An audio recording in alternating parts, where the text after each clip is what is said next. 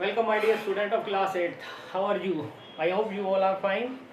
Let us start with new chapter, that is direct and inverse variation. Session first of this chapter. What is variation? First of all, we defined variation. Come on the page number 52, your book. What is variation? If the values of two quantities are related in a such way that change in one result in corresponding change in the other, the two quantities are said to be variation. Means बेटे दो quantity इस तरह से related हो कि अगर किसी एक में चेंज हो रहा तो दूसरी में ही चेंजिंग आए, ठीक है, this is called the variation. उन क्वांटिटियों में वेरिएशन देंगे। आगे बात समझ में, और ये बॉक्स आपने अपनी नोटबुक में लिखना है डेफिनेशन ऑफ वेरिएशन से। Next, this is two types, first is direct variation and second is inverse variation. पहले एक्सरसाइज डायरेक्ट वेरिएशन की है। What is direct variation? इसी के नीचे बेटे आपको दे रखा है रिमेंबर, बॉक्स दे रखा है रिमेंबर, उसमें लिखा हुआ if the quantities are relate in such a way increasing in one quantity result to a corresponding increasing in other and vice versa, then such a variation is direct variation. Means क्या बेटे, वो कह रहा है कि अगर एक quantity में इंक्रीजिंग हो रही हो तो दूसरी क्वांटिटी में भी इंक्रीजिंग हो, अगर दूसरी में घट रहा हो तो पहली में घट रहा हो तो दूसरी भी क्वांटिटी घट रही हो। तो एग्जाम्पल कैसे, जैसे आपके यहाँ पर आप 4 जने हो मेंबर घर में, ठीक है, और आपका दूध जो है 2 किलो लगता है, और घर में क्वांटिटी जो कंजप्शन होती है वो 2 किलो होती है, ठीक है, 2 kg होती है, ठीक है। मान लो मेहमान आ गया बाहर से, अब मेंबर कितने हो गए बेटे? 5, यानी इंक्रीजिंग हुई, पहले 4 थे अब 5 हो गए, इंक्रीजिंग हुई। तो क्या दूध कम लगेगा या ज़्यादा लगेगा? देखिए जाहिर सी बात है, इंक्रीज होगा उसके लिए भी दूध लेकर आना पड़ेगा, चाहे भले आधा किलो लेकर आओ, आएंगे। इंक्रीजिंग तो हुई, मेंबर इंक्रीज हुआ, आपका दूध भी इंक्रीज होगा, कंजप्शन भी इंक्रीजिंग होगी, that is called the direct variation. Is it clear? ऐसी सेम मान लो आपके घर में 4 मेंबर थे, 2 किलो दूध लगता था, भैया का कहीं जॉब लग गई, चले गए कहीं किसी एक की जॉब लग गई, बाहर चले गए, ठीक है, तो दूध कम करोगे नहीं करोगे? मेंबर डिक्रीज हो गए, 3 हो गए, 4 थे, एक चला गया जॉब में, ठीक है, दूध की कंजप्शन घटाओगे, ठीक है, दूध भी कम लगेगा, तो डिक्रीजिंग होने पर दूध भी डिक्रीज हो गया। तो so it is direct variation. अगर एक घटा तो दूसरा भी घटा, एक बढ़ा तो दूसरा भी बढ़ा, it is called the direct variation. Direct variation के नीचे इसमें एक एग्जांपल दे रखा है बेटे बॉक्स में, x number of stamps and y cost of rupees.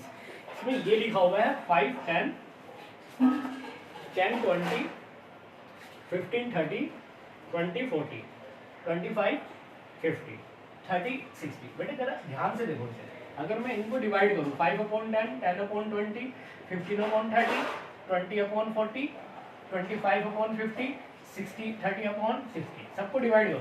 Divide करके सब में देखो ध्यान से 1/2 आ रहा है।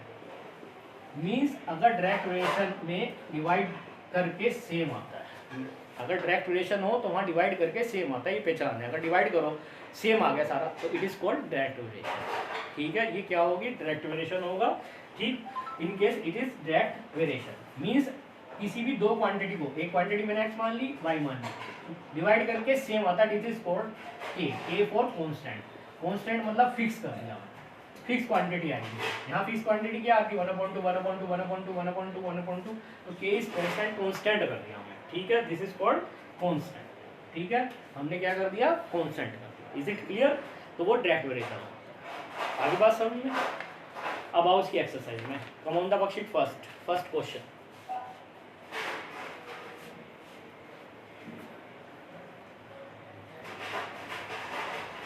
वर्कशीट फर्स्ट,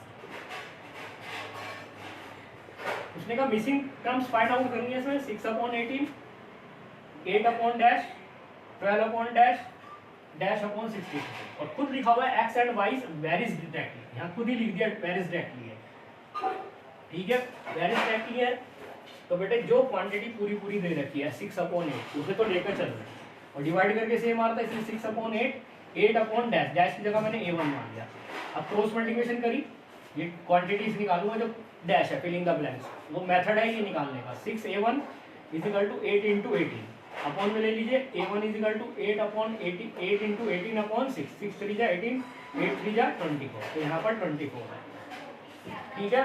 नेक्स्ट अब इसे निकालना मुझे, तो वही 6/18, इसे तो पूरा लेके चलना है, 12 यहाँ A2 मान लिया है, वही again cross multiplication 6 into A2 12 into 18 A2 upon में लीजिए 12 इंटू 18 अपॉन 6 6 टू जा 18 टू जा 36 तो A2 की जगह 36 आ गया। Now again this one 6 upon 18 इसे मैंने A3 मान लिया A3 अपॉन 63। नाउ अगेन के cross multiplication 18 A3 6 into 63 this is called the cross multiplication. Cross यानी कैंची होती है ना जिस तरह से कटती है, इस तरह से क्रॉस मल्टीप्लिकेशन कर दो, मल्टीप्लाई कर दो, ये अपॉन में आ जाएगा। जो भी क्वांटिटी निकालनी है उसके साथ जो भी कोफिशिएंट होगा वो अपॉन में आ जाएगा। 6 इंटू 63 अपॉन 18 9 टू जा 9 7 जा 2 3 जा 3 7 जा 20 this there is 27। Is it clear? Method समझ में आ गया आपको? 6 अपॉन 18 8 अपॉन, क्योंकि डिवाइड करके डायरेक्ट वेरिएंस लिख देगा तो डिवाइड करके सेम आएगा 8 अपॉन क्रॉस मल्टीप्लिकेशन, ये डिवाइड में ले गया, डिवाइड किया मैंने। अब देख लो चाहे इन ये जो वैल्यू आई डिवाइड करो 1/3 8 से 24 को 1/3 12 से 36 को 1/3 1/3 सबको सेम आया same, so it is direct variation. Is it clear? So second and third part for homework, ये आपके सेकंड और थर्ड पार्ट होमवर्क में बिल्कुल ऐसे ही करने हैं। आगे बात समझ में या नहीं समझ आई? ठीक है, I hope you understand. Now come on the question number second. अब जरा ध्यान से समझने का, देखिए जरा, इसमें मैं एक मेथड बताऊंगा, इस किताब वाला नहीं है, दूसरा है 5 bags of rice weight 150 kg। उसने कहा 5 बैग हैं राइस के, उनका वेट 150 kg है। How many such bag of rice will weight 900 kg। 900 kg कितने बैग का वेट होगा? तो बैग और वेट दे रखा है ना, तो दोनों लेके चलिए। एक तरफ kg यानी weight in kg and bag 150 kg, bag is 5, 900 kg weight, quantity निकाली ना x, उसे x सेलेक्ट कर लिया हमने, नंबर ऑफ बैग से x। अब बेटे यहाँ पर हम एरो मेथड बताऊंगा। एरो मेथड क्या होता है? इधर तो हमेशा x की तरफ एरो है, x की तरफ एरो लगाना है आपने। Is it clear? हमेशा कहाँ लगाना है? x की तरफ। Is it clear? जो भी अननोन क्वांटिटी है उसकी तरफ। अब इधर कैसे एरो लगेगा? ध्यान से देखिए, 150 वेट जो है 5 बैग का है, 900 वेट ज़्यादा बैग का होगा ना, कम का तो नहीं होगा, ज़्यादा का होगा ना, तो बेटे आपका मुंह से निकलेगा खुद ही ऑटोमेटिकली ज़्यादा।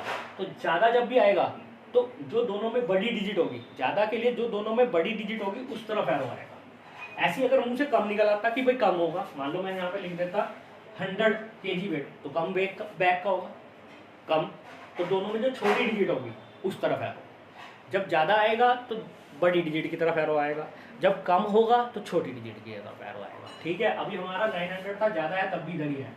अब देखो एरो की डायरेक्शन देखो एक जैसी है, नीचे की तरफ है। जब एक जैसी डायरेक्शन होगी, चाहे नीचे ऊपर चाहे दोनों ऊपर हो, ठीक है, वहाँ so it is direct variation, वहाँ हमेशा डायरेक्ट वेरिएशन होगा। Is it clear? वहाँ हमेशा डायरेक्ट वेरिएशन होगा, ये चीज़ ध्यान रखना। एरो एक तरफ होगा, डायरेक्शन एक तरफ होगा। ठीक है, आगे बात समझ में? इट इज डायरेक्ट वेरिएशन, ये लिखना है आपने वहाँ, क्योंकि ये एक्सरसाइज तो पूरी डायरेक्ट वेरिएशन की, एरो हमेशा एक तरफ ही आएंगे, लेकिन पेपर में थोड़ी पता चलेगा कि डायरेक्ट वेरिएशन किया है या इन्वर्स वेरिएशन किया, तो ये देखना पड़ेगा। वही ज़्यादा आया तो बड़ी डिजिट की तरफ एरो आएगा, छोटा कम आया तो छोटी डिजिट की तरफ आएगा, ज़्यादा बड़ी छोटा कम। ठीक है, लेसन अब जिस तरफ एरो आया उसे ऊपर रखेंगे, उस डिजिट को ऊपर। अब एक्स के ना पहले एक्स का लेंगे, x/5, इधर 900/150। हमें x क्वांटिटी निकालनी है, तो इसके नीचे जो डिवाइड में वो मल्टीप्लाई में चला जाएगा। नाउ वी सॉल्व इट, 5 30 जा 30 30 जा, therefore 30 bags, 900 kg weight 30 bags का। आगे बात sir, is it clear my dear? Now आइए अभी और लेते हैं, जैसे फोर्थ क्वेश्चन है, जो छोड़ रहा हूँ वो होमवर्क में आपका। A motorboat covers 20 km in 4 hours. What distance is covered is 7 hours. तो बेटे एक तरफ डिस्टेंस है किलोमीटर में और एक तरफ आवर्स है। मुझे पता है 20 किलोमीटर जो है वो 4 आवर्स में जा रहा है, वो कह रहा है 7 आवर्स में कितना जाएगा, मैंने मान लिया x जाएगा। अब ये वाला एरो तो इधर ही आएगा। 4 घंटे में तुम 20 किलोमीटर गए, 7 घंटे में ज़्यादा जाओगे कम जाओगे? जाहिर सी बात है ज़्यादा ही तो जाओगे, 7 किलोमीटर 7 घंटे लग गए तो ज़्यादा किलोमीटर पहुँच जाओगे ना। ठीक है ना, एवरेज सेम स्पीड लिखा हुआ उसने, तो ज़्यादा तो बड़ी डिजिट, बड़ी कौन सी है, 4 या 7? जाहिर सी बात है 7 है, तो 7 की तरफ है, सेम आ गया। So it is direct variation. अब जिस तरफ एरो है उसे ऊपर करिए, x/20 7/4, ये डिवाइड में उधर जाके इस मल्टीप्लाई होगा, क्योंकि हमें जिस क्वांटिटी को निकालना है उसके साथ जो डिवाइड में तो मल्टीप्लाई को तो डिवाइड, 4 5 7 5 35, यानी 35 किलोमीटर आप चले जाएंगे। Is it clear my dear? ठीक है, आप यहाँ 9 तक इसमें कर लेंगे, 10 से कल और बताऊंगा मैं, अभी और भी डिस्कस करेंगे, और क्वेश्चन डिस्कस करेंगे। फिलहाल आप 9 तक करके देख लीजिएगा, नहीं होंगे तो कोई बात नहीं, कोई लिख भेज दीजिए कि ये वाला प्रॉब्लम है, मैं करवा दूँगा। फिलहाल मैं भी कराऊंगा इसमें से, कोई दिक्कत नहीं है अभी। ठीक है, कल इसका सेकंड सेशन शुरू होगा, हालांकि मैं इन्वर्स वेरिएशन तक पहुंच चुका हूँ ऑनलाइन में क्लासेस में। ठीक है, तो प्लीज़ हेल्प, ये चीज़ तुम्हें हेल्प करेगी, इसलिए इसे करते रहिए। Till then thank you very much my dear.